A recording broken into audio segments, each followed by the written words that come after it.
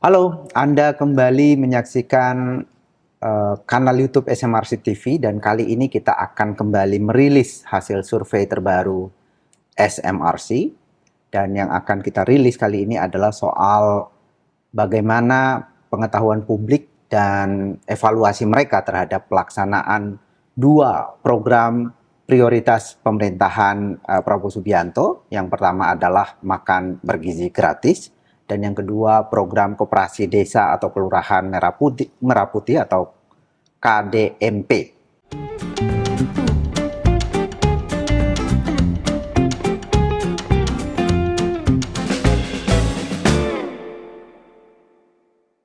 Nah, tentu saja sudah bersama kita Mas Denny Irvani, Direktur Eksekutif SMRC yang akan membahas hasil survei terbaru ini. Mas Denny, sebelumnya kita sudah merilis hasil survei soal approval rating dan evaluasi publik terhadap kondisi ekonomi, kondisi politik, dan kondisi penegakan hukum. Di dalam survei itu kita menemukan approval rating atau tingkat kepuasan publik terhadap kinerja Presiden Prabowo Subianto mengalami penurunan dalam 9 bulan terakhir sampai ke level 51,1%. Ini menimbulkan pertanyaan kan, apa kira-kira penyebabnya, dan kita sebetulnya sudah jawab di dalam diskusi sebelumnya bahwa ternyata ini terkait dengan evaluasi publik pada kondisi ekonomi, kondisi politik, dan penegakan hukum. Tetapi banyak juga yang bertanya, Pak Prabowo ini atau pemerintahan Prabowo ini kan punya dua program unggulan yang sering dibicarakan orang ya. Yang pertama tadi MBG, dan dua program ini bukan hanya unggulan tapi juga menggunakan dana yang sangat besar. Untuk MBG itu awalnya sekitar 335 triliun, kemudian diturunkan sekitar 260 triliun, dan targetnya sangat besar, 82 juta anak. KDMP juga demikian, targetnya 80.000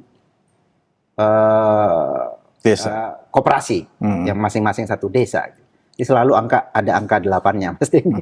Tapi intinya itu sangat besar, menggunakan anggaran yang sangat besar dan sering sekali dikampanyekan oleh Prabowo Subianto. Nah, kita ingin tahu, Mas Denny, kira-kira tanggapan publik mulai dari apakah ini dikenal oleh publik dan bagaimana mereka menilai pelaksanaan program ini.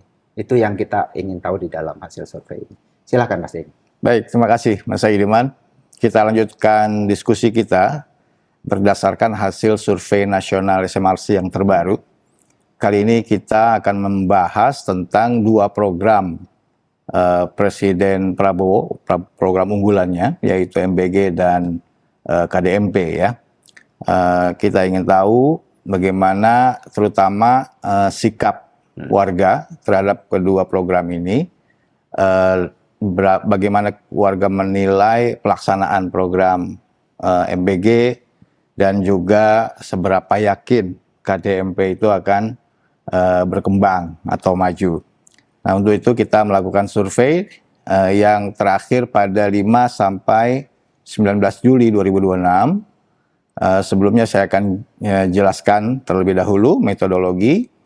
Survei ini populasinya adalah seluruh warga negara Indonesia yang punya hak pilih dalam pemilu, yang usianya 17 tahun atau lebih, atau sudah menikah ketika dilakukan. Dan kemudian populasi kita bagi menjadi dua kelompok atau subpopulasi ya, yaitu warga yang memiliki atau menggunakan handphone, dan yang kedua warga yang tidak punya handphone. Kemudian dari masing-masing subpopulasi kita memilih sampel secara acak. Pada subpopulasi pemilik handphone, sampelnya ada 605 orang yang dipilih secara acak dengan metode double sampling. Sementara pada subpopulasi yang tidak punya handphone, sampelnya 144 responden yang dipilih secara acak dengan stratified multistage random sampling. Jadi kita menggunakan multimode atau dua mode dalam survei ini. Kenapa? Karena di dalam populasi itu ternyata ada sekitar 80-an% warga yang menggunakan telepon seluler. Sisanya sekitar hampir 20% tidak menggunakan. Dan untuk efisiensi, kita melakukan survei telepon untuk mengcover sekitar 80% itu. Nah, kemudian sisanya yang nggak punya handphone itu kita approach, kita lakukan survei tatap muka supaya sampel bisa mewakili seluruh populasi. Nah, margin of error survei diperkirakan plus minus 3,7% pada tingkat kepercayaan 95%. Ini flowchart dari double sampling, ya sering saya jelaskan bahwa sampling itu menggunakan 2 fase. Pertama memilih secara acak sampel dari populasi, kita lakukan secara tatap muka wawancaranya, kemudian database hasil survei tatap muka itu kita gunakan untuk frame untuk memilih sampel dalam survei telepon di fase kedua. Kemudian ini adalah flowchart penarikan sampel dari populasi yang nggak punya handphone, ya. Ini multi stage random sampling, distratifikasi dulu menurut wilayah, provinsi, kemudian dipilih desa di stage pertama, di stage kedua memilih RT, kemudian memilih keluarga, dan di setiap keluarga terpilih dipilih 1 orang anggota keluarga yang punya hak pilih dan tidak punya handphone, gitu ya. Kemudian juga perlu saya sampaikan bahwa kita selalu dalam setiap survei melakukan validasi, membandingkan profil demografi sampel dibanding populasi. Ketika ada perbedaan yang signifikan, kita akan melakukan weighting atau pembobotan atau kalibrasi sehingga sampel yang dibobot itu memiliki struktur demografi yang proporsional terhadap populasi. Seperti apa profilnya? Seperti ini. Jadi kita sudah melakukan alokasi sampel ya sejak awal, di mana sampel terhadap populasi itu proporsional dari sisi wilayah provinsi, juga berdasarkan pengguna dan non pengguna handphone, gitu ya. Selanjutnya juga ini saya tunjukkan sekitar 83,8% sampel yang menggunakan handphone itu merepresentasikan populasi ya. Populasi ada 83,4% kurang lebih. Jadi sangat dekat karakteristik sampel dibanding populasi dari sisi pengguna dan non pengguna handphone.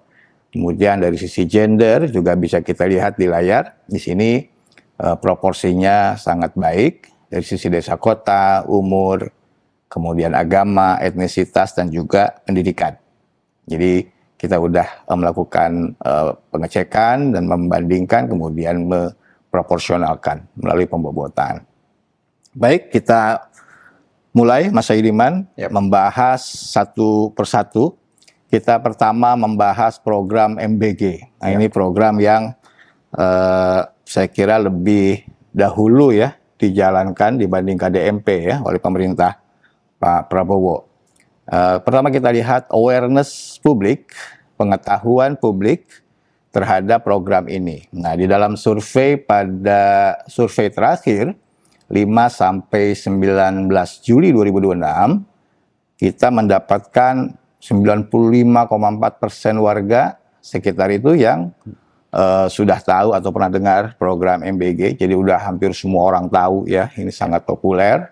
Dan bukan hanya baru sekarang, Mas Saidiman, kita menemukan tingginya tingkat pengenalan atau pengetahuan, awareness kita sebut, warga, kedikenalan. Program ini sudah 95% sejak kita mengukur pada 2025 November. Itu 95, kemudian pada bulan akhir Februari sampai awal Maret 95,1, dan sekarang 95,4. Jadi relatif tidak berubah ya, sudah hampir semua warga sudah tahu program ini, gitu ya.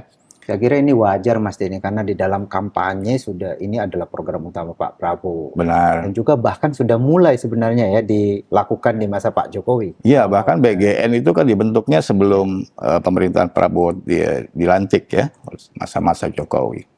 Jadi sangat wajar kalau popularitasnya sangat tinggi, kedikenalannya sangat tinggi. Tetapi yang lebih penting dari ini adalah bagaimana sikap warga di level afeksi, di level evaluasi, seberapa puas kerja warga dengan pelaksanaan program MBG ini. Nah, dari yang tahu 95,4% ini kita tanyakan pertanyaan lanjutan. Pertanyaannya adalah secara umum apakah Ibu atau Bapak sangat puas, cukup puas, kurang puas, atau tidak puas sama sekali dengan pelaksanaan program MBG. Jadi hanya kita tanya pada yang tahu, yang nggak tahu kita nggak tanyakan ya. Nah, dari yang tahu ini, kemudian kita tanyakan pertanyaan ini, kita memperoleh respon ada 6,2% sangat puas, 27,6% cukup puas, 31% kurang puas, 30,6% tidak puas sama sekali, dan ada 4,6% yang tidak punya pendapat. Nah, untuk menyederhanakan, kita menggabung kategori sangat dan cukup puas. Itu kalau dijumlahkan proporsinya menjadi 33,8%. Ya, yang sangat atau cukup puas. Sedangkan yang kurang atau tidak puas sama sekali jumlahnya 61,6%. Artinya mayoritas masyarakat yang tahu program ini merasa kurang atau tidak puas dengan pelaksanaan dari program MBG. Jadi menarik ya, sudah sangat populer, tetapi dalam sisi tingkat evaluasi, itu saya kira sentimen masyarakat terhadap program MBG ini relatif kurang positif atau negatif. Ya. Selanjutnya Mas Saidiman, kita sudah mengukur pertanyaan ini dalam 3 kali survei. Mari kita lihat bagaimana perubahan atau tren kepuasan warga terhadap pelaksanaan program MBG. Dari November sampai Juli, kita lihat di sini ada grafik garis warna biru, itu adalah kategori sangat atau cukup puas. Pada November 2025, sikap publik atau penilaian publik terhadap pelaksanaan program MBG ini masih sangat positif ya, masih ada mayoritas saat itu 62,5% menyatakan sangat atau cukup puas, hampir 2 kali lebih banyak ya, kurang lebih 2 kali lebih banyak dari yang merasa kurang atau tidak puas, 33,9% yang kurang atau tidak puas. Nah, sekarang di survei pada bulan Juli ini situasinya berbalik. Ya, berbalik, yang tidak puas justru proporsinya menjadi 61,6%. Jadi sekarang mayoritas tidak puas, sementara yang sangat atau cukup puas, bersikap positif terhadap pelaksanaan MBG menurun dari 62,5% menjadi 33,8%. Ini menarik ya, karena kalau kita lihat selisih ya, perubahan 62,5% menjadi 33,8% itu perubahannya kurang lebih 29%. Hampir 30%. Hampir 30%. Seperti tingkat kepuasan publik. Kalau kita masih ingat rilis kita, pembahasan kita sebelumnya tentang approval rating Presiden Prabowo yang menurun 30% dalam 9 bulan, ini juga rupanya perubahan penurunan rate approval gitu ya terhadap presiden itu ya mirip. Ya sama gitu ya, kurang lebih sama ya dengan penurunan approval terhadap pelaksanaan program MBG. Yang merasa kurang puas juga mengalami peningkatan yang hampir 30% juga. Betul. Jadi terbalik, benar-benar terbalik gitu ya, benar-benar terbalik situasinya. Ya ini saya kira bisa dijelaskan dengan berbagai peristiwa yang terkait dengan pelaksanaan program MBG ya. Terakhir tentu penangkapan pimpinan dari BGN yang diduga terlibat dalam korupsi. Itu juga saya kira sangat mempengaruhi bagaimana warga menilai. Di samping itu tata kelola dari program MBG kan banyak diberitakan cukup banyak ada masalah ya, entah itu dari sisi kasus-kasus keracunan misalnya. Nah, saya kira itu masih banyak terjadi ya. Baik, selanjutnya kita masuk ke program unggulan atau program prioritas, program khusus Presiden Prabowo yang kedua, yaitu Koperasi Desa Merah Putih. Kita lihat pertama dari sisi awareness, Mas Saidiman ya. Nah, ini agak beda ya dengan awareness pada program MBG tadi, kalau di KDMP ada kenaikan ya, kenaikan awareness. Ya. Kalau survei terakhir kita dapat 76,9% itu warga tahu atau pernah dengar KDMP. Jadi memang sudah mayoritas sekarang ini warga hampir 80% sudah tahu.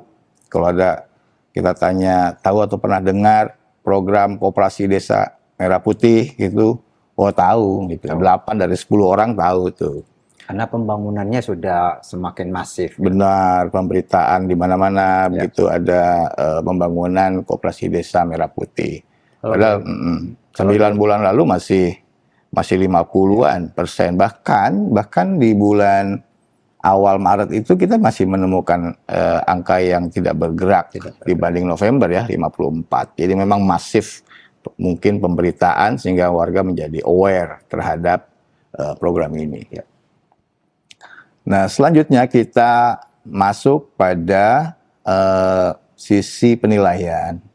Dalam KDMP ini, dalam hal KDMP ini yang kita tanyakan adalah seberapa yakin atau tidak yakin ibu atau bapak bahwa Koperasi Desa Kelurahan Merah Putih atau KDMP di kelurahan tempat ibu bapak tinggal akan berkembang atau maju. Ya, karena ini kan program yang memang diplot untuk setidaknya satu desa kelurahan satu kan gitu ya. Terlepas ada yang sudah selesai dan tidak, tapi ini kita tanyakan tingkat keyakinan. Karena kalau kita tanyakan tingkat kepuasan, orang harus lihat dulu, baru menilai puas atau tidak. Kalau ini kita tanyakan seberapa yakin. Nah, yakin tentang apa? Tentang kemajuan perkembangan dari KDMP. Ya. Yang menjadi isu kan itu, ini KDMP ini akan berkembang atau tidak, atau maju atau tidak, gitu ya, memberikan sebutlah profit, keuntungan bagi anggota dan seterusnya kan. Ya. Itu yang kita tanyakan. Karena janji dari pemerintah untuk KDMP ini juga kan ini misalnya ingin memperpendek rantai distribusi, rantai pasok barang untuk warga sehingga harganya lebih murah. Jadi diharapkan ideal-ideal ekonomi yang ingin dicapai dari pembangunan KDMP ini. Iya benar, jadi sebagai sebuah unit usaha gitu ya, KDMP diharapkan bisa berkembang dengan berbagai kebijakan tadi. Ya. Ujungnya ya kita tanya saja masyarakat, yakin atau enggak bahwa KDMP itu akan maju atau berkembang gitu ya, sebagai koperasi ya. Dari pertanyaan ini kita peroleh yang merasa sangat yakin bahwa KDMP akan maju atau berkembang 2,4% saja, Mas Idiman, ya. Sangat sedikit ya. Sementara yang cukup yakin lebih besar proporsinya 22,6%.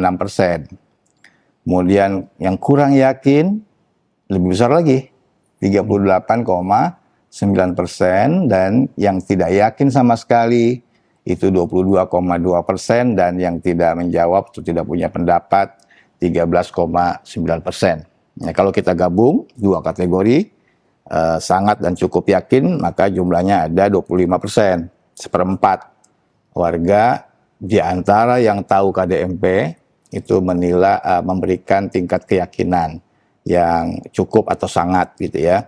Sementara mayoritas 61,1% itu mengatakan kurang atau tidak yakin sama sekali. Ini juga relatif kurang positif ya.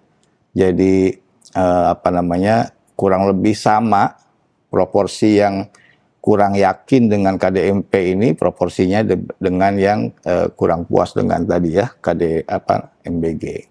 Mas Dini, saya sebelum lebih jauh, saya menerima komentar ya soal rilis kita sebelumnya yang melihat angka di sangat atau sangat puas atau sangat yakin itu ada yang membacanya itu seperti kemantapan keyakinan gitu. Yeah. Dan posisinya di sini sangat kecil, cuma 2,4. Ada yang komentar bahwa walaupun dikatakan yakin tapi kecil gitu. Kecil. Cukup yakinnya ya cukup yakin saja. Ada yang mengatakan gitu. Apa bisa ditafsir demikian Mas ini? Iya, tentu saja bisa begitu. Artinya kan ini sebuah ukuran ordinal ya.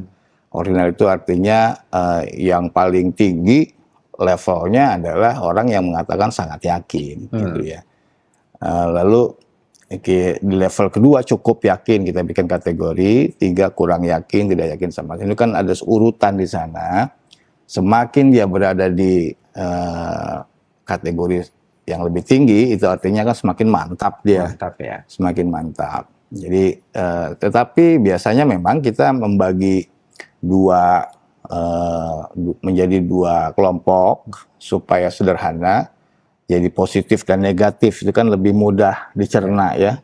Yang positif itu ya yang sangat dan cukup. Walaupun belum sangat, ya cukup itu ya positif lah gitu ya. Tidak menilai secara negatif gitu ya. Yang kurang dan tidak yakin sama sekali kita gabung. Jadi mayoritas ini menilai, bisa dikatakan penilaiannya negatif. Terhadap keyakinan masyarakat terhadap program ini.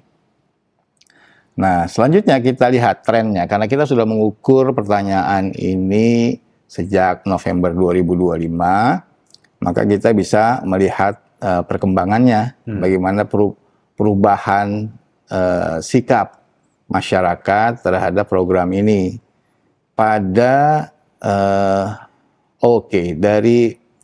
Dari survei November 2025, itu terjadi perubahan yang merasa sangat atau cukup yakin, ya itu dari 43,3% menjadi sekarang di Juli menjadi 25%, jadi turun kan, turun sekitar 18% tingkat keyakinan. Pada kategori yang merasa kurang atau negatif, kurang atau tidak yakin, itu melonjak dari 43,5 menjadi 61,1. Nah, kalau pada November dulu kita tidak bisa menyimpulkan apakah lebih banyak proporsi warga yang yakin dibanding nggak yakin, yang positif dibanding negatif terhadap program KDMP. Tapi kalau di survei terakhir Mas Aidiman, kita bisa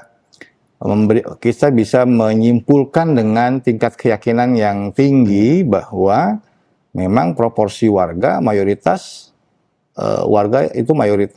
memiliki sentimen yang negatif, tidak yakin, nggak yakin bahwa KDMP ini akan maju. Ini tantangan nih bagi pemerintah ya.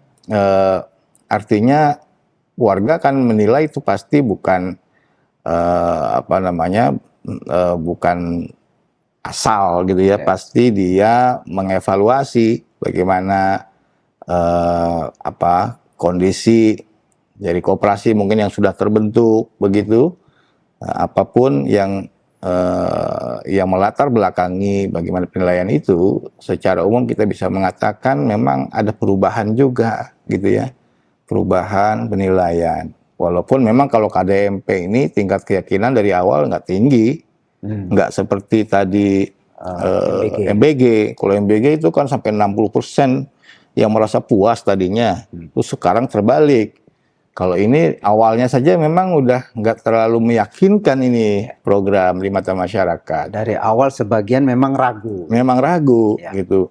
Ditambah perkembangan yang terjadi, masyarakat kemudian memberikan penilaian yang lebih tegas. Wah, nggak meyakinkan ini, gitu kira-kira program ini akan berkembang atau maju. Ya. Yang mungkin menarik juga Mas Denny adalah bahwa kalau kita lihat, ini kan ada perubahan yang konsisten gitu ya, bahwa program itu kan semakin diterapkan, semakin banyak. Misalnya kayak KDMP ini sekarang dikabarkan sudah 35.000.